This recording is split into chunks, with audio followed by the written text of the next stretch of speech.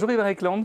Bonjour. Vous êtes mathématicien, chercheur associé à la chaire Énergie et Prospérité de l'Institut Louis Bachelier, ancien président de l'Université Paris-Dauphine. Alors, dans le monde de la finance, on parle de plus en plus du réchauffement climatique et des répercussions qu'il pourrait avoir très concrètement sur la valeur des actifs financiers détenus.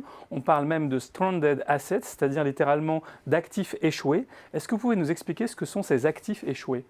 Bien, un actif échoué, c'est un actif dont on ne va pas pouvoir se servir et qui, comme on ne pourra pas s'en servir, ne pourra pas rapporter de valeur. Il vaut zéro en principe. Alors d'où ça vient dans le réchauffement climatique? Je crois que vous montrerez des slides tout à l'heure qui montrent la teneur en carbone de l'atmosphère.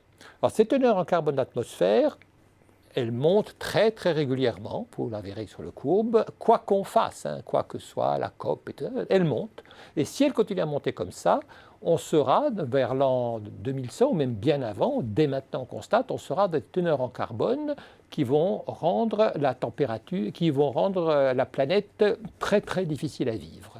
Il faut donc restreindre, diminuer les émissions de carbone, et donc ceux qui ont du carbone à l'heure actuelle, c'est-à-dire les pétroliers, les gens qui ont du charbon, etc., États ou entreprises privées d'ailleurs, ne vont pas pouvoir s'en servir.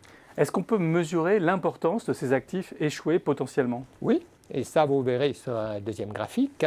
Si vous regardez les réserves de pétrole estimées à l'heure actuelle, si vous regardez les réserves de charbon notamment estimées à l'heure actuelle, si vous regardez les réserves de gaz estimées à l'heure actuelle, on peut continuer à consommer du carbone et à émettre pendant encore 100, 200 siècles. Il n'y aura pas de limite physique au carbone qu'on peut émettre.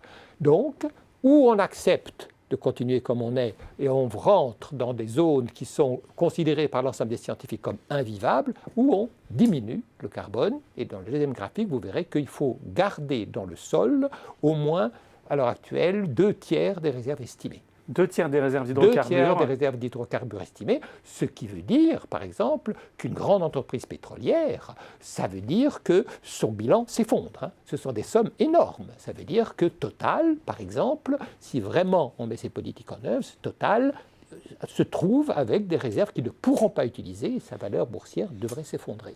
Et du coup, les grands investisseurs qui se désinvestissent de ces énergies fossiles, par exemple, comme le fonds souverain norvégien, ils le font par prudence vis-à-vis de ce risque financier, ou est-ce qu'ils le font aussi par conviction pour pousser à une politique climatique ? Ils ne le font pas vraiment. On ne constate pas vraiment de gros désinvestissements parce qu'on est dans une situation d'incertitude totale.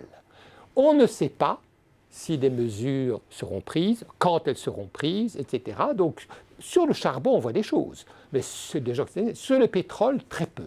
Et à cause de l'incertitude générale, on n'a pas de politique claire. Sur le fonds souverain norvégien, qui est vraiment le seul à avoir fait ça, on peut dire c'est éthique, mais on peut aussi se dire que la Norvège, elle a des réserves de pétrole physiques.